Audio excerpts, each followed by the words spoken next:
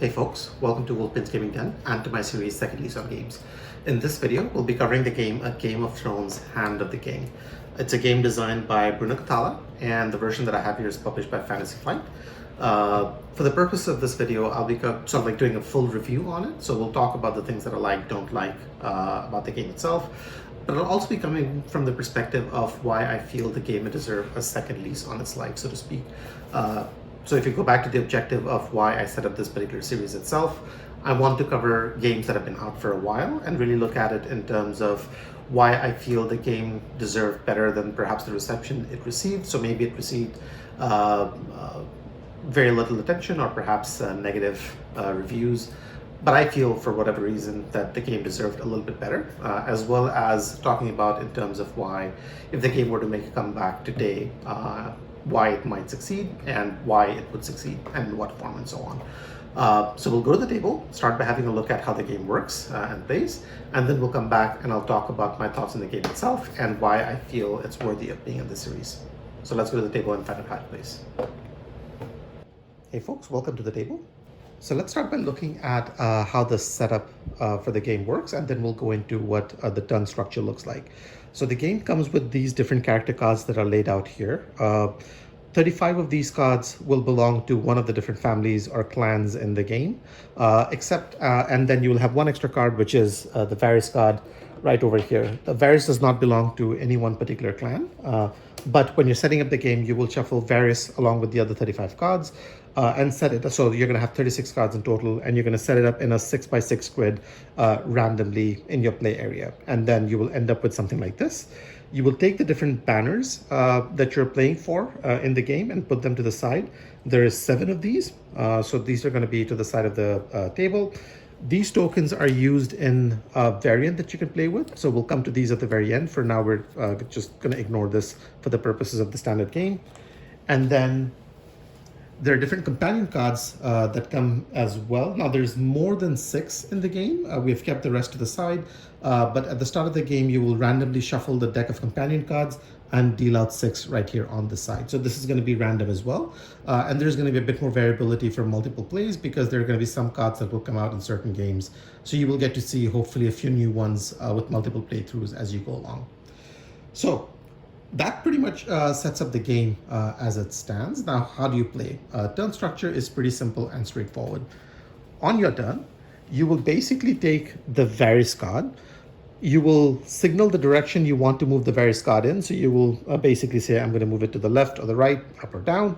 And then you will call out the name of a clan or a family. So in this particular case, let's say, for example, I might say that I will move this card to the left and I want to capture the Targaryen cards that we have out there. The way that it will work is you're going to then pick up the card. So pick up the card, move it in the direction at the very last card of this family. So in some cases, there may be only one card of that family in that direction. In this particular case, there is 3 of them. So I might move this over here to the very last Targaryen card that we have on this side. Pick it up, but I will also be able to pick up all the other cards of the same clan as part of the same move. So these 2 are also Targaryen cards. I would also be able to pick this up as part of the same action. And that would basically conclude the main action you're always going to do on every single turn. Now, if you, after you've gotten the card, if you have more cards of a particular clan than your opponent, or even if you tie them, so let's say, for example, if this were a few turns in, my opponent already had 3, well, maybe not 3, let's say I picked up 2, and my opponent had 2 Targaryen cards.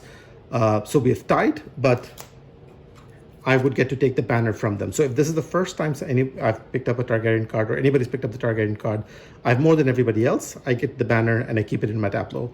If I tie somebody else who already has the banner, I get to take it from them and I get to keep it in my tableau. So ties go in favor of the person who gets it most recently. So something to keep in mind. Another thing I'll quickly call it at this point is at the bottom right of these cards, you will see that there is a number printed on it. That tells you how many cards of that particular family you have in the game. So this basically tells us that there are 5 Targaryen cards in the game itself. So with that, you'll take this, you'll put it sort of like, to the side for yourself, take the banner, and that usually will signal the end of your turn. If at the end of your turn, you've captured the last member of a particular family, then you get to do the companion action. So if, let's say, for example, we'll pretend that there are no other Targaryen cards over here in the play area. If this were the last Targaryen card that I would have picked up and there are no other cards left in here, I get to pick one of these companion cards and then do the action of that card itself. And this is going to be an instant ability more often than not, unless the card tells you otherwise. So some cards may allow you to take another action right away. So for example, if you choose the Melisandre card, basically what it tells you is you get to take another turn immediately. So you'll basically take another turn right away.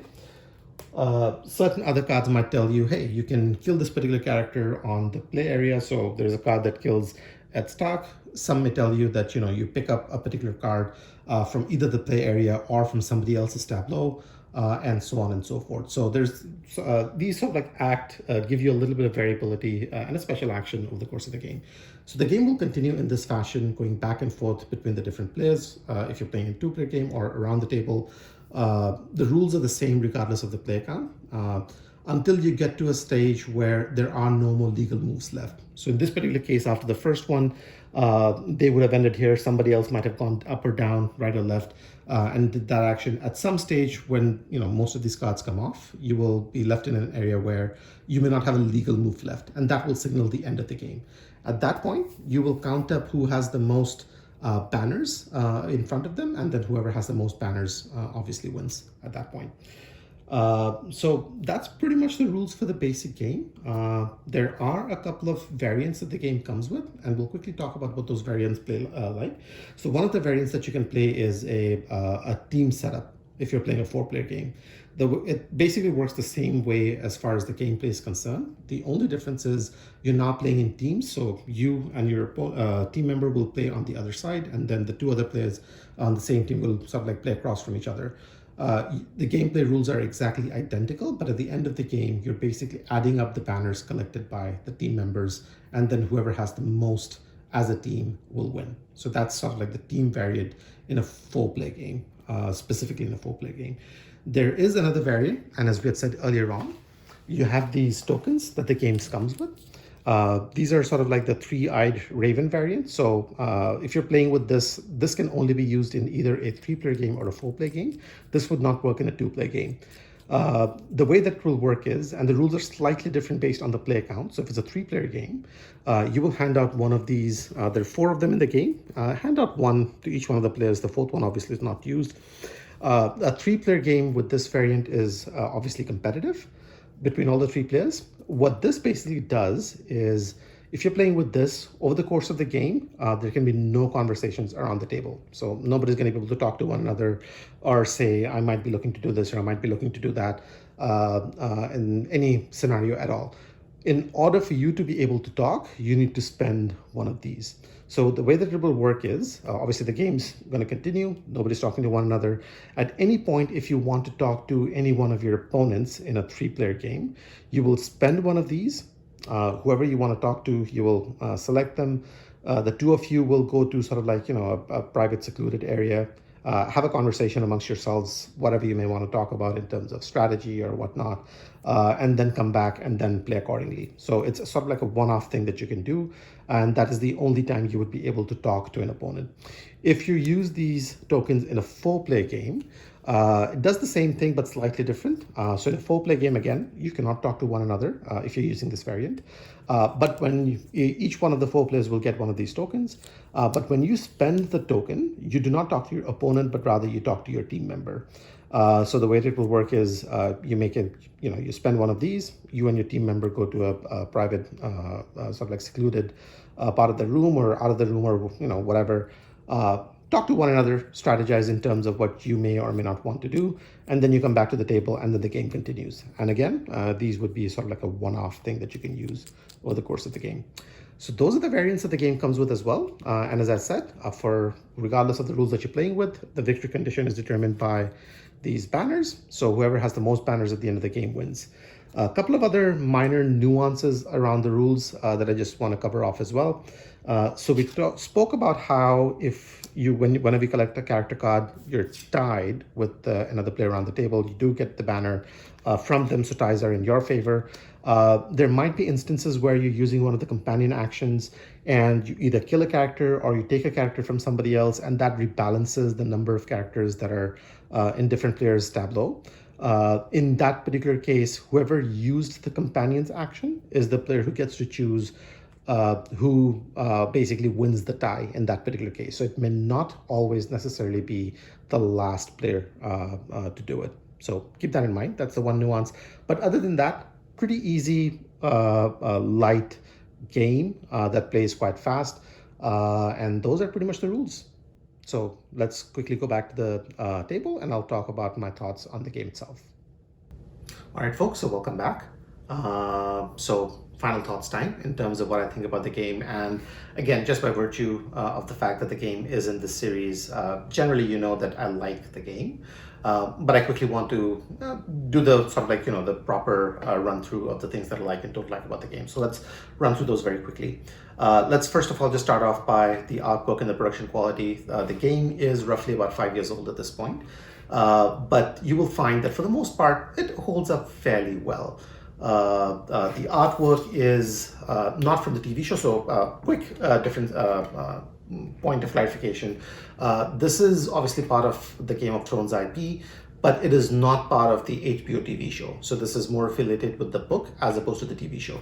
So as a result, none of the artwork that you will see will reflect characters that you see in the TV show itself. So you're not going to have Tyrion Lannister, be the character from the TV show itself, but rather there's artwork that denotes each one of these characters over here. The artwork is fine. It's a light animated style, so I think it suits for the purposes of the game itself. Generally, I think the artwork and the production quality hold up well. It is a small size box, and it is obviously a card game with just minor tokens that you play with. I have no complaints. The game, if this were to be released today in the form that it is at, you would still be pretty happy with it. So there's nothing additional I'm going to add on top of that, beyond that. So let's park the conversation on the production side and then move on with what I think about the game. And generally, obviously, I like the game. But where I like the game and I think it deserves better than sort of like, the receptions that it has received so far, is first of all, I think it works pretty well as a filler lightweight game. And I think sometimes when people go into it, there might be an expectation of something that's a little bit beyond what the game really intends to deliver on. And if you're coming with very high expectations, or if you think this is going to be something that's a little bit more deep or complex, obviously it's not it. So keep that in mind. The one thing that may be a strike against the game, and again, I'm nitpicking here to some extent, is the amount of footprint it takes. So as you can see, or for something that's light and easy, setup is fairly quick, but it does take quite a bit of an area. 6x6 grid does take a bit of footprint. So keep that in mind as sort of like we look at it. But other than that, I think there are more positives than negatives for the game, to be honest. The movement of the Faris card itself is pretty easy. It's not complex. I think it works quite well if you're looking to introduce this game to non-gamers because of two reasons. One, it's easy to learn, easy to play. And then secondly, obviously because of the IP, even if you're not a board gamer, chances are you've heard of Game of Thrones. And it's a good way to get people excited or at the very least interested in trying out the game itself. And then of course, if you have a good game, and I think you do here, it allows you to have the person sort of like, be interested in it, enjoy the experience, and then hopefully come back or want to come back for more further down the road. Other than the basic movement of the Faris card in the tableau, which I think for me is a good but not the best part about the game. I think it's good in terms of how the placement works and how you set yourself up in terms of the cards that you want, as well as the cards you allow your opponent or the next player to take. I think there's interesting dynamic that goes on in there. But for me, where the game shines are really with two different things. Firstly, the companion cards, I think they really add a fun wrinkle in the game. You might think it's a little take that-ish, but I would say that it's fairly light. And the information is public. It's all out there. If there's a particular card that you think does more damage to you than to others, you can position yourself in a way where you finish off one of the clans, take the card, and just get it out of the game at that particular point in time. So you can always do that. That's an option.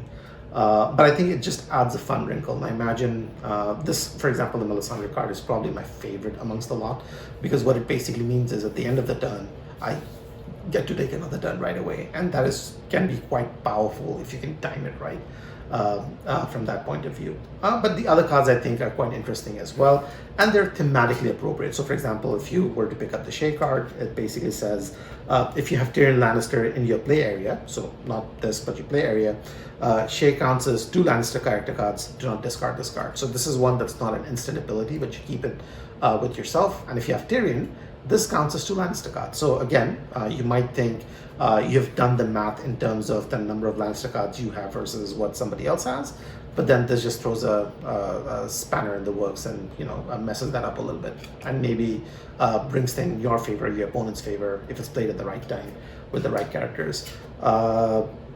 Jagen Hager, hopefully I'm pronouncing that right. This basically says skill work character in the King's Landing. So this is considered the King's Landing, the main area.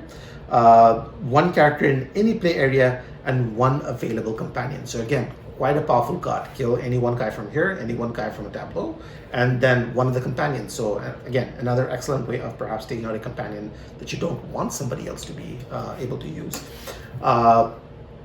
The other thing to keep in mind, of course, is given the fact that there are more companion cards that the game comes with that you would use. So, there is 7 or 8 of these that we've not used in this game.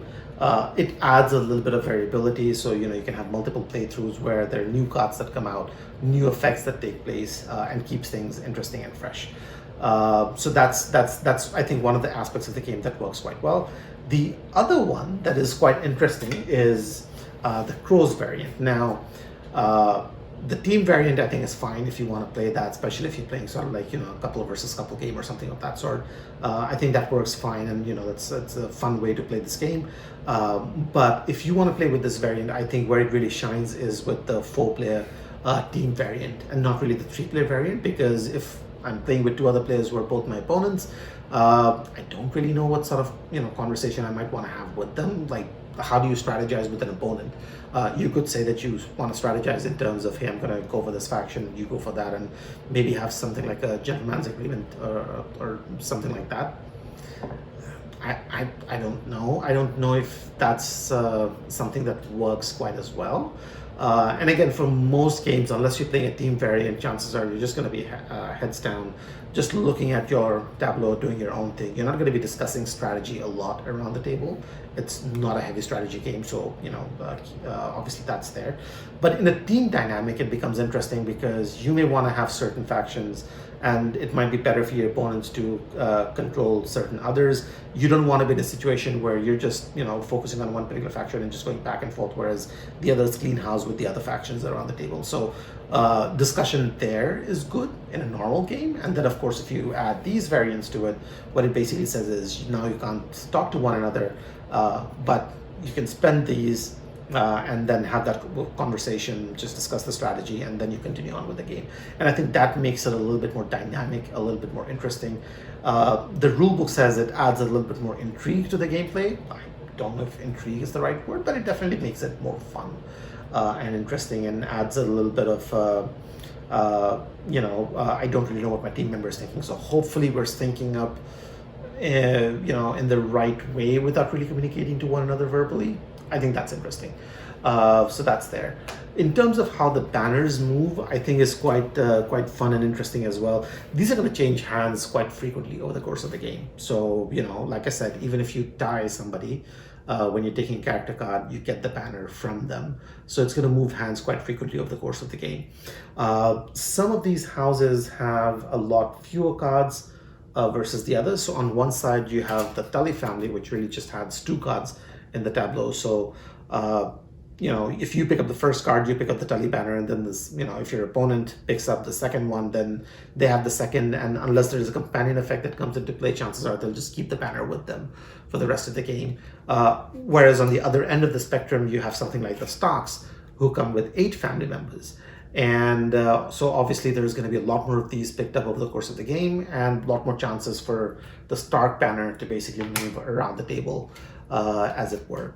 So it brings a bit of an interesting dynamic as well.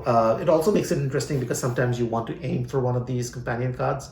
So you may end up picking up a character card that perhaps doesn't benefit you quite as much from the banner point of view. But you're picking up the last character card of that clan, so you get to do a companion action, which gets you something, which then helps you in something, further down the road. I think there's a lot of interesting dynamics from that point of view that perhaps is not quite as well credited. The game really works well when you bring all of these into the fold together, and at this point I've played this game like a dozen times, and I've enjoyed it all throughout. So I'm comfortable saying that this is a game that I think is fun, good, enjoyable. It's while it's light, it's not throwaway light. There is definitely some element of interesting interaction that goes on that keeps the game fresh from that point of view. The other thing I'll quickly call out is, in terms of player counts, I think it really works at its best if you're playing 2 players. Because just given the back and forth dynamic, I think there's a lot less chaos for you to deal with. Because if you're playing a 4-player game, and let's say you're playing a 4-player competitive game, the 4-player team was a variant, it's not the default 4-player version. If you're playing a 4-player competitive game, Varys is just going to move around and do certain things. So it's very difficult for you to plan what you want to accomplish over a few different turns ahead, because by the time this comes back to you, it's going to be in a different spot that may not have any bearing or any resemblance to where it was at the end of your turn. So you're really just making the best of that moment, as opposed to playing strategically at that point. It becomes very much just pick the one that works for you on this very turn, and then worry about the next turn when you get to it, kind of a thing. Whereas with a 2-player dynamic, I think it works much better in the sense that I could position this somewhere else. I know exactly what my opponent has, and then based on where I'm putting them, I know the card that I want, I know where I'm leaving them, so I know what they may be aiming for. So sometimes I may take a weaker card because it allows me to leave them in a weaker spot, so that they don't benefit from something quite as much. Yeah, so it's interesting. It's a simple mechanic, but the implications of the decision can really make it a lot more interesting than the simple rules would let you to believe in this particular case. I think there's a lot to commend here in this particular item. The few things that I think perhaps could be better, like I said, the variant, as far as that is concerned, I think the 4-player variant for the 3-up crows work a lot better than the 3-player variant. Minor thing to nitpick on. The amount of footprint that you require for a game of this weight, I think, might be a little bit off-putting, so keep that in mind. But other than that, I think it's light and breezy. Like, you're not going to play multiple playthroughs of these back to back, but if you're in between games and you want to bring out something that plays fast, this is a pretty good option. The back of the box says you can play this in 15 to 30 minutes. I think that's fairly accurate. If you're playing a game with players who are happy to take that turn fast, you could realistically be done with this in 15 minutes. It's fairly reasonable, but you should definitely be done in 30 minutes. Setup time is fast. To back everything up is quite fast. Playtime is fast. So it ticks all those boxes that you want in a good featherweight game from that point of view. If you were to upgrade this, upgrade might be the wrong word, but update this, and again, as part of this particular series, my recommendation is that this is something that could deserve sort of like a second lease on its life. I could easily see how this could be brought up, because by the time this had come out, obviously you had the TV show that was running that was still in flux. We knew what was happening with the history of these particular families up to a certain stage. Now we know a little bit more, with the books that are out there, the end of the TV show, which may or may not be the same as what the books end up as, but that's something there for you to consider.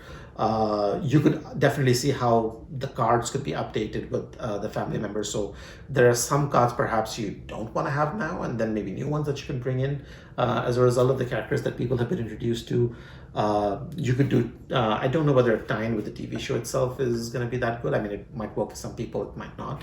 But yeah, I can also see this as something that would work well if you want to retheme this into something else. So you could retheme this with the sort of like an animal theme where you're trying to capture animals of certain species together or anything of that sort.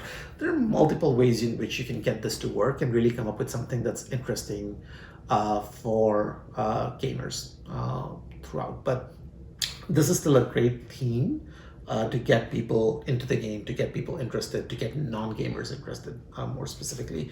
And again, I've already been through this in terms of the things that I like about the game. I think there's a lot to like that perhaps has not been given proper credit for.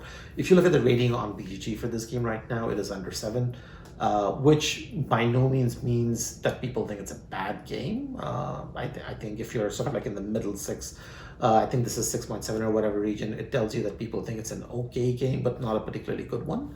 I think it's a good game. I think it deserves better. I have seen a few copies of these floating around in my local game shop. Not now, obviously, a year or so back. So some of it may still be available for you to pick up at this particular point in time, but maybe it's not. But in either case, I think it's definitely one worth revisiting if you haven't played this yet. And if you're in the market looking out for something that's light, good filler weight game that has interesting decisions and interesting dynamics you can play off with and with the other players, I think this is a very solid choice. Something to consider, something that may have been perhaps unfairly overlooked today. So hopefully this helps get you to be a little bit more familiar with the game itself and tells you why I think this is a good one. For me, I will provide a rating for this game, and I would personally rate this game as a solid B. So give it a go if you haven't tried this yet. The next time you are in a game group, whatever that is, if you have the chance to play this, I would recommend that you give it a try, and I do hope that you enjoy it. So with that, I'll wrap up this particular video. Hopefully all of you are doing well. Stay safe, and I'll see you in the next one. Take care.